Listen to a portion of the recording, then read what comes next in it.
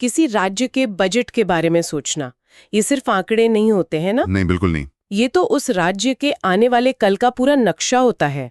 एक तरह का वादा कि हाँ भाई, पैसा यहाँ से आएगा और यहाँ लगेगा।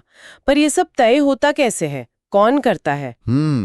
ये एक बड़ा सवाल है। आज हम इसी पहेली को थोड़ा सुलझाने की कोशिश कर रहे हैं, खास तौर पर भारतीय संविधान के अनुच्छेद 202 के जरिए। जी। यही वो अनुच्छेद है जो बताता है कि राज्यों का वार्षिक वित्तीय विवरण, मतलब जिसे हम आम भाषा में बजट कह देते हैं, वो कैसे बनेगा, कैसे पेश होगा। बिल्कुल, ये पूरी प्रक्रिया इसी में दी गई है। हमारे पास जो सामग्री है वो इसी अहम संवैधानिक प्रावधान की अलग-अलग परतें खोलती है। हाँ, काफी विस्तार से। तो आज हमारा मिशन साफ है, ये समझना कि अनुच्छेद 202 असल में कहता क्या है, राज्य के बजट बनने और पास होने की पूरी कहानी क्या है, और सबसे जरूरी, ये सब हमारे लिए, आम लोगों के लिए मायने क्यों रखता है। चलिए जरा गहराई में उतरते हैं। तो मोटी बात यह है, जैसा मुझे समझ आया, कि अनुच्छेद 202 कहता है कि हर साल राज्य सरकार को अपनी कमाई और खर्चे का पूरा हिसाब किताब विधानमंडल के सामने रखना ही होगा। जी, अनिवार्य है ये। सुनने में तो काफी सीधा लगता है, पर यकीनन इसमें कई पेंच होंगे। हाँ, कुछ बारीकियां हैं इसमें। तो शुरुआत यहीं से करते हैं। ये अनुच्छेद सिर्फ एक नियम क्यों नहीं है, ये कैसे एक पूरी व्यवस्था की, एक वित्तीय पारदर्शिता की नींव रखता है। बिल्कुल सही सवाल पूछा आपने। देखिए, ये सिर्फ एक नियम नहीं है, ये एक व्यवस्था की, गवर्नेंस की रीढ़ है। अनुच्छेद 202 का क्लॉज 1 साफ कहता है कि राज्यपाल हर वित्तीय वर्ष के लिए राज्य की अनुमानित आमदनी और खर्च का ब्यौरा विधानमंडल के सामने रखवाएंगे। अच्छा, राज्यपाल रखवाएंगे? हाँ, रखवाएंगे। मतलब सरकार तैयार करती है, राज्यपाल सुनिश्चित करते हैं कि वो सदन के सामने आए। और इसी ब्यौरे को संविधान में कहा गया है वार्षिक वित्तीय विवरण, एनुअल फाइनेंशियल स्टेटमेंट। अच्छा, ओके, तो ये आधिकारिक शब्द है। जी, यही आधिकारिक शब्द है। और ये नाम ही बताता है कि ये कोई रोज की बात नहीं, एक सालाना बहुत महत्वपूर्ण लेखा जोखा है। इसका मकसद ही यही है कि सरकार की पैसे से जुड़ी योजनाएं खुली किताब की तरह हों, ताकि उन पर बहस हो सके। हाँ, ताकि जनता के जो नुमाइंदे हैं, विधायक हैं, वो उस पर बहस कर सकें, सवाल उठा सकें, पारदर्शी बनी रहे। अच्छा, तो ये वार्षिक वित्तीय विवरण हुआ सरकारी नाम। अब अगर इसे आम आदमी की भाषा में तोड़ें, बजट मतलब आमदनी और खर्चा, है ना? हाँ, मोटा मोटी वही। तो क्या अनुच्छेद 202 का क्लॉज 2 और 3 इसी का हिसाब किताब समझाते हैं? हाँ, क्लॉज 2 इसी आमदनी मतलब प्राप्तियों, रिसीट्स और खर्चे, एक्सपेंडिचर के अनुमानों की बात करता है। लेकिन क्लॉज 3 इसे और खोलकर बताता है। कैसे? वो बताता है कि ये अनुमान कैसे दिखाए जाएंगे, किन किन हिस्सों में, किन मदों में बांटे जाएंगे। और ये बहुत जरूरी है, क्योंकि यहीं से पता चलता है कि पैसा असल में आ कहां से रहा है और जा कहां रहा है। अच्छा, तो आमदनी कहां से आती है? देखिए, आमदनी के कई स्रोत हैं। सबसे पहले तो टैक्स यानी कर, जैसे राज्य का अपना जीएसटी हिस्सा होता है, सेल्स टैक्स, एक्साइज ड्यूटी वगैरह। फिर कई तरह के शुल्क होते हैं। अगर राज्य सरकार कर्ज लेती है तो वो भी आमदनी में गिना जाता है। और हाँ, एक और अहम चीज है केंद्र सरकार से मिलने वाली मदद, जिसे अनुदान या ग्रांट्स एंड एड कहते हैं। अच्छा, केंद्र से भी पैसा आता है? हाँ, कई राज्यों के लिए एक बड़ा हिस्सा होता है। और खर्चा कहाँ होता है? अब आते हैं खर्चे पर। हाँ। इसमें सरकार के लगभग सारे काम आ जाते हैं, जैसे सरकारी मुलाजिमों की तनख्वाहें हैं, रिटायर्ड लोगों की पेंशन, लिए हुए कर्जों पर ब्याज की अदायगी, ये सब तो हैं। ये तो जरूरी खर्चे हो गए। हाँ, ये जरूरी हैं, लेकिन सबसे अहम हिस्सा जहां नजर रहती है वो होता है विकास के कामों पर होने वाला खर्च। विकास कार्य मतलब जैसे नई सड़कें बनाना, स्कूल कॉलेज खोलना, अस्पताल तैयार करना, सिंचाई के लिए नहरें बनाना, गांव तक बिजली पहुंचाना। ये लिस्ट तो बहुत लंबी है। ये सब विकास कार्य हैं।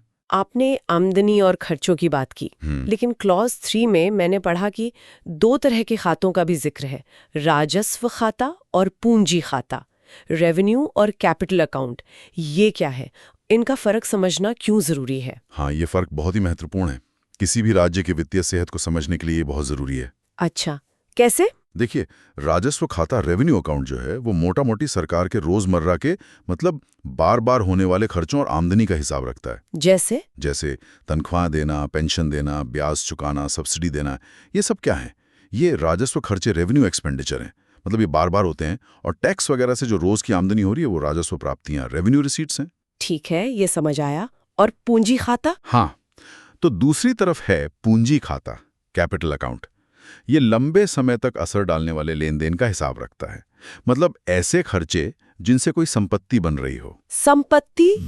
जैसे सरकार कोई सड़क बनाती है या स्कूल की नई इमारत खड़ी करती है, कोई बड़ा पुल बनाती है, ये सब पूंजीगत व्यय कहलाता है। क्यों? क्योंकि इससे राज्य की संपत्ति बन रही है जो सालों साल चलेगी। ओके। इसी तरह अगर सरकार कोई पुराना कर्ज चुकाती है या कहीं लंबे समय के लिए निवेश करती है, वो भी पूंजी खाते में आता है। और अगर सरकार कर्ज लेती है तो वो पूंजी प्राप्तियां हैं। लेकिन ये फर्क इतना अहम क्यों है? राजस्व हो या पूंजी, खर्चा तो खर्चा है। नहीं, ये बहुत अहम है। सोचिए, अगर कोई राज्य अपनी रोज की जरूरतें, मान लीजिए तनख्वाहें देने के लिए भी भारी कर्ज ले रहा है, मतलब उसका राजस्व खाता घाटे में है। हाँ। तो ये चिंता की बात है। ये वैसा ही है जैसे कोई आदमी अपने घर का किराया देने के लिए उधार ले रहा हो। ये लंबे समय तक नहीं चल सकता। सही बात है। लेकिन अगर वही राज्य कर्ज लेकर कोई संपत्ति बना रहा है, जैसे कोई फैक्ट्री लगा रहा है या सड़क बना रहा है, जिससे भविष्य में आय बढ़ेगी, तो उसे एक निवेश की तरह देखा जा सकता है। अच्छा। तो ये विभाजन दिखाता है कि राज्य अपने पैसे का इस्तेमाल कहाँ कर रहा है। क्या सिर्फ वर्तमान को चलाने में खर्च हो रहा है या भविष्य बनाने में भी लग रहा है? ये वित्तीय अनुशासन के लिए जरूरी है। ये तो वाकई बहुत दिलचस्प है कि संविधान ने इतनी बारीकी से सोचा है।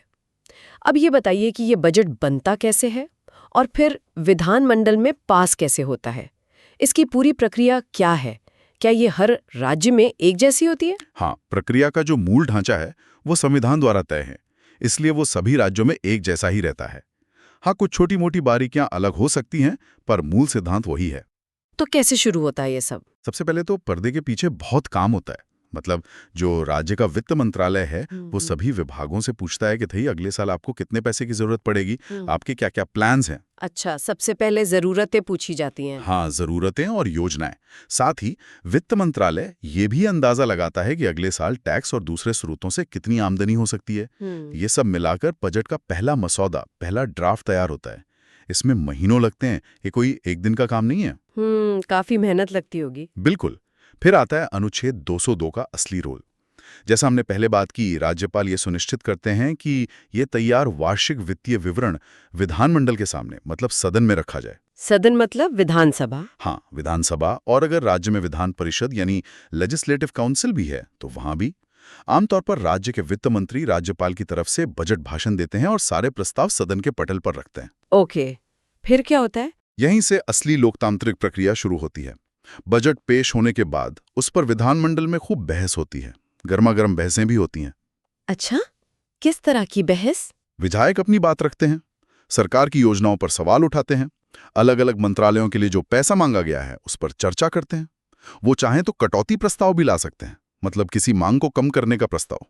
वो अपने सुझाव भी देते हैं। ये बहस कई दिनों तक चल सकती है। मतलब पूरी छानबीन होती है? हाँ, होनी तो चाहिए। आखिर में इस सब चर्चा और संशोधनों के बाद अगर कोई संशोधन हुए हों तो बजट को सदन में वोटिंग के लिए रखा जाता है, और जब विधानमंडल इसे पास कर देता है तभी सरकार को पैसा खर्च करने का कानूनी अधिकार मिलता है। अच्छा, बिना पास हुए सरकार खर्च नहीं कर सकती? बिल्कुल नहीं। तो ये पूरी प्रक्रिया राज्यपाल द्वारा पेश करवाना, विधानमंडल में बहस और फिर मंजूरी, यही है जो सुनिश्चित करती है कि पैसा जनता की मर्जी से, उनके चुने हुए प्रतिनिधियों की सहमति से खर्च हो। जैसा स्रोत सामग्री में कहा गया है ना, राज्यपाल पेश, विधानमंडल पास, विकास। हाँ, बिल्कुल। ये लोकतंत्र में वित्तीय जवाबदेही का तरीका है। कमाल है। ये जानना भी दिलचस्प होगा कि जब हमारा संविधान बन रहा था उस वक्त इस अनुच्छेद को लेकर क्या सोच थी? क्या संविधान सभा में इस पर कोई खास चर्चा हुई थी? हाँ, बिल्कुल हुई थी। स्रोत बताते हैं कि संविधान सभा में इस मुद्दे पर काफी गंभीरता से विचार हुआ था। डॉक्टर बाबा साहब अंबेडकर, जो ड्राफ्टिंग कमेटी के चेयरमैन थे, उन्होंने इस बात पर बहुत जोर दिया था। किस बात पर? इसी बात पर कि राज्यों के वित्तीय मामलों में पूरी पारदर्शिता और जवाबदेही होनी चाहिए। उनका मानना था, और ये स्रोत में भी लिखा है, कि हर राज्य को अपना बजट जनता के सामने रखना चाहिए, आय व्यय का हिसाब, ताकि वित्तीय जवाबदेही बनी रहे, साफ और सीधा। इसी मजबूत इरादे के साथ अनुच्छेद 202 को अनुच्छेद 112 के समानांतर बनाया गया। अनुच्छेद 112 केंद्र सरकार के बजट के लिए ठीक यही प्रावधान करता है। अच्छा, तो ये केंद्र वाले अनुच्छेद जैसा ही है। हाँ, बिल्कुल उसी की तर्ज पर है। संविधान बनाने वालों का लक्ष्य साफ था। जैसे केंद्र सरकार अपने हर पैसे के लिए संसद के प्रति जवाबदेह है, ठीक उसी तरह राज्य सरकारों को भी अपने विधानमंडल के प्रति जवाबदेह होना चाहिए। ये सिर्फ एक नियम बनाने की बात नहीं थी, ये राज्यों में एक मजबूत वित्तीय अनुशासन और पारदर्शिता की संस्कृति बनाने की कोशिश थी। उन्हें शायद ये डर था कि बिना ऐसी व्यवस्था के राज्यों में वित्तीय गड़बड़ियां हो सकती हैं, पैसे का दुरुपयोग हो सकता है। ये तो हुई इतिहास की बात। अब अगर हम आज के दौर में देखें तो ये अनुच्छेद 202 जमीन पर कैसे काम कर रहा है? आज इसकी क्या अहमियत है राज्यों के लिए? क्या ये सिर्फ एक सालाना रस्म बन के रह गया है या वाकई इसका कोई असर होता है? नहीं, ये रस्म बिल्कुल नहीं है, बल्कि मैं कहूंगा कि ये आज भी उतना ही प्रासंगिक है, शायद पहले से ज्यादा। आप सोचिए, हर साल हर राज्य में जो बजट सत्र होता है, हाँ, सुनते हैं हम न्यूज़ में। हाँ, तो उस पूरे सत्र की बुनियाद यही अनुच्छेद 202 है। इसी के तहत तो सरकारें बताती हैं कि अगले साल वो क्या करने वाली हैं, कहाँ पैसा लगाएंगी, कहाँ से लाएंगी। ये राज्य के विकास की दिशा तय करने वाला सबसे बड़ा नीतिगत दस्तावेज होता है हर साल। अच्छा। हमारे पास जो 2025 के कुछ उदाहरण हैं स्रोत सामग्री से, वो इस बात को और साफ करते हैं। ये दिखाते हैं कि ये कैसे काम करता है और कैसे अलग अलग राज्य अपनी जरूरत के हिसाब से फैसले लेते हैं। हाँ, बताइए। जैसे उत्तर प्रदेश का बजट करीब 8.2 लाख करोड़ रुपए का। अब जाहिर है यूपी एक बहुत बड़ा राज्य है, कृषि प्रधान है, इंफ्रास्ट्रक्चर की जरूरतें भी बहुत ज्यादा हैं, तो उनके बजट में इन चीजों पर खास जोर दिखना लाजमी है। वहीं आप महाराष्ट्र को देखें, करीब 6.5 लाख करोड़ का बजट। वहां शहरीकरण और उद्योग का बड़ा रोल है अर्थव्यवस्था में, तो उन्होंने अपने बजट में शहरी विकास पर ज्यादा ध्यान दिया। ठीक है। या फिर तेलंगाना का उदाहरण लें, लगभग 3.0 लाख करोड़ का बजट। तेलंगाना टेक्नोलॉजी और डिजिटल इंफ्रास्ट्रक्चर में काफी आगे बढ़ रहा है, तो उन्होंने अपने बजट में डिजिटल क्षेत्र को प्राथमिकता दी। तो मतलब अनुच्छेद तो एक ही है, पर हर राज्य अपनी जरूरत के हिसाब से बजट बनाता है। बिल्कुल। अनुच्छेद 202 एक फ्रेमवर्क देता है, एक नियम तय करता है, एक प्रक्रिया बताता है, लेकिन उस फ्रेमवर्क के अंदर हर राज्य अपनी खास जरूरतों, अपनी राजनीतिक और आर्थिक प्राथमिकताओं के हिसाब से अपने बजट को शक्ल देता है। यही इसकी खूबसूरती है। हाँ, और राजस्थान का 2025 वाला उदाहरण भी इसी बात को पुख्ता करता है। सामग्री के मुताबिक राज्यपाल ने 5 लाख करोड़ का बजट पेश करवाया। इसमें दिलचस्प ये था कि अनुमानित आमदनी की करीब 2.8 लाख करोड़, टैक्स और केंद्रीय से मदद वगैरह मिलाकर, जबकि खर्चा दिखाया गया था 3.2 लाख करोड़, जिसमें रोजमर्रा के और लंबे समय वाले दोनों तरह के खर्चे शामिल थे। हाँ, यानी घाटे का बजट। हाँ, साफ दिख रहा है कि खर्चे का अनुमान आमदनी से ज्यादा था। मतलब घाटे का बजट था, जिसके लिए शायद कर्ज लेने की योजना होगी। फिर इस पर विधानसभा में पूरे 15 दिन बहस चली। देखिए, 15 दिन। हाँ, ये दिखाता है कि प्रक्रिया सिर्फ नाम की नहीं है, वाकई चर्चा होती है, सवाल जवाब होते हैं और फिर जाके इसे मंजूरी मिली। ये तो अनुच्छेद 202 का बिल्कुल जीता जागता उदाहरण है। पेश करना, बहस करना और फिर पास करना। बिल्कुल सही। लेकिन क्या ये पूरी कहानी हमेशा इतनी सीधी और आसान होती है, या इसमें कुछ चुनौतियां, कुछ मुश्किलें या विवाद भी सामने आते हैं? क्योंकि मामला पैसों का है, तो सब कुछ आसानी से तो नहीं होता होगा, मुझे लगता है। हाँ, आप बिल्कुल सही कह रही हैं। चुनौतियां और विवाद तो इस प्रक्रिया का एक तरह से हिस्सा ही है, खासकर जब अलग अलग राजनीतिक और आर्थिक हित जुड़े हों। जैसे कोई उदाहरण है? स्रोत में 2025 में बिहार का एक उदाहरण दिया गया है। वहां राजस्व घाटे, रेवेन्यू डेफिसिट की स्थिति बनी। राजस्व घाटा मतलब वो रोजमर्रा वाला घाटा? हाँ, वही। इसका मतलब ये हुआ कि राज्य की जो अनुमानित आमदनी थी, वो उसके रोजमर्रा के जरूरी खर्चों जैसे तनख्वाह, पेंशन, ब्याज को पूरा करने के लिए भी कम पड़ रही थी। ओह, तो फिर नतीजा ये हुआ कि राज्य को अपनी जरूरतों के लिए केंद्र सरकार से अतिरिक्त वित्तीय मदद मांगनी पड़ी। अब ऐसी स्थितियां अक्सर राज्य के वित्तीय प्रबंधन पर, उसकी आर्थिक स्थिरता पर सवाल खड़े करती हैं। यहां हम सिर्फ स्रोत में दी गई जानकारी बता रहे हैं, स्थिति का विश्लेषण या पक्ष लिए बिना। ये तो गंभीर बात है। इसके अलावा एक और मुद्दा अक्सर उठता है, बजट की पारदर्शिता और उसमें लगाए गए अनुमानों की सच्चाई का। मतलब अनुमान गलत भी हो सकते हैं। हाँ, या कई बार जरूरत से ज्यादा आशावादी हो सकते हैं। इसी सिलसिले में 2023 में सुप्रीम कोर्ट ने एक मामले की सुनवाई के दौरान एक अहम टिप्पणी की थी। अदालत ने कहा था कि बजट पारदर्शी हो और अनुमान यथार्थवादी होने चाहिए। Realistic estimates. यथार्थवादी, मतलब हवा-हवाई ना हो। बिल्कुल। ये बहुत बड़ी बात है।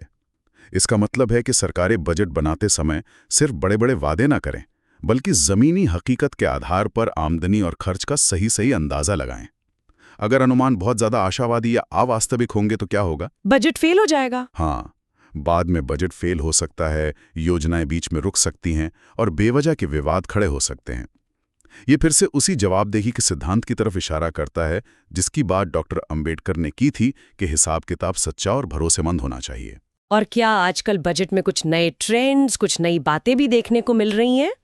दुनिया बदल रही है तो बजट भी बदल रहे होंगे। हाँ बिल्कुल, बजट कोई ठहरी हुई चीज नहीं है। दुनिया बदल रही है, प्राथमिकताएं बदल रही हैं और बजट भी इससे अछूते नहीं हैं। 2025 के बजटों में, जैसा स्रोत बताते हैं, कुछ नए रुझान साफ दिख रहे हैं। जैसे कि एक है हरियाली बजट का concept, green budgeting. Green budgeting, ये क्या है? मतलब बजट में खास तौर पर ऐसी योजनाओं और परियोजनाओं के लिए पैसा अलग रखना जो पर्यावरण के लिए अच्छी हों, जैसे रिन्यूएबल एनर्जी को बढ़ावा देना, प्रदूषण नियंत्रण के उपाय करना, जंगल लगाना वगैरह। पर्यावरण की चिंता अब बजट में भी दिखने लगी है। ये तो अच्छी बात है। और कुछ? हाँ, दूसरा बड़ा ट्रेंड है आर्टिफिशियल इंटेलिजेंस, एआई जैसी नई टेक्नोलॉजी क्षेत्रों में निवेश पर जोर। राज्य सरकारें अब समझ रही हैं कि भविष्य इन्हीं तकनीकों का है और इनमें निवेश करके वो अपनी अर्थव्यवस्था को, अपने प्रशासन को बेहतर बना सकती हैं। मतलब बजट अब सिर्फ सड़क, बिजली, पानी तक सीमित नहीं रहे। बिल्कुल नहीं, अब वो भविष्य की चुनौतियों और अवसरों को भी ध्यान में रखकर बन रहे हैं। ये एक अच्छा संकेत है। तो इस पूरी बातचीत का निचोड़ क्या निकलता है? अगर हमें अनुच्छेद 202 के सार को, उसकी आत्मा को समझना हो तो वो क्या होगा? So what does this all really boil down to?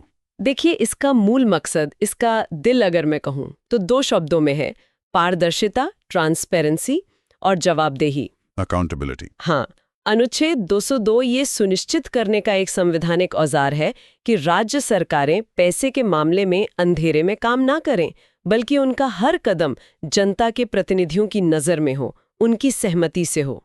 और ये होता कैसे है? ये 2 मुख्य तरीकों से होता है। पहला, राज्यपाल द्वारा बजट को विधानमंडल के सामने रखवाना। इससे क्या होता है? बजट सार्वजनिक हो जाता है, सबके सामने आ जाता है। ठीक है। और दूसरा, विधानमंडल द्वारा उस बजट की बारीकी से जांच करना, उस पर बहस करना और फिर उसे मंजूरी देना। इससे सरकार जवाबदेह बनती है, उसे अपने खर्चों का हिसाब देना पड़ता है। ये पूरी कवायद, ये पूरी लोकतांत्रिक प्रक्रिया किस लिए है? ये इस बात की गारंटी देने की कोशिश है कि जो पैसा जनता टैक्स के रूप में या अन्य तरीकों से सरकार को देती है, हाँ, वो पैसा राज्य के विकास और लोगों की भलाई के लिए ही खर्च हो और सही प्राथमिकताओं के अनुसार खर्च हो। जैसा स्रोत में बहुत अच्छे से इसे संक्षेप में कहा गया है, आमदनी प्लस खर्चा, पारदर्शिता, विकास, जनता की सेवा। आमदनी प्लस खर्चा, पारदर्शिता, विकास, जनता की सेवा। वाह, हाँ, यही अनुच्छेद 202 का असली लक्ष्य और उसकी आत्मा है। तो ये थी हमारी अनुच्छेद 202 पर एक गहरी नज़र। कैसे राज्य का सालाना वित्तीय हिसाब किताब यानी बजट बनता है, संविधान इसके बारे में क्या कहता है, इसके पीछे की सोच क्या थी और आज ये ज़मीन पर कैसे काम कर रहा है अपनी चुनौतियों और नए रुझानों के साथ। बिल्कुल।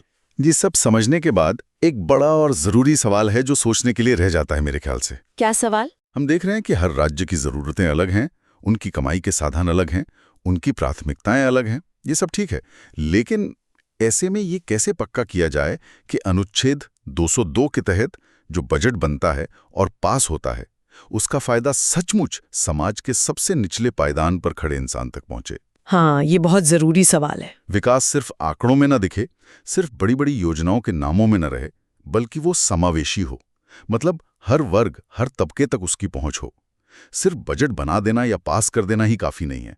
असली चुनौती तो ये सुनिश्चित करने में है कि वो पैसा सही जगह लगे और उसका असर दिखे। इस पर लगातार सोचने और शायद काम करने की ज़रूरत है। बिल्कुल सही कहा आपने। एक अहम सवाल के साथ हम आज की इस गहरी चर्चा को यहीं विराम देते हैं।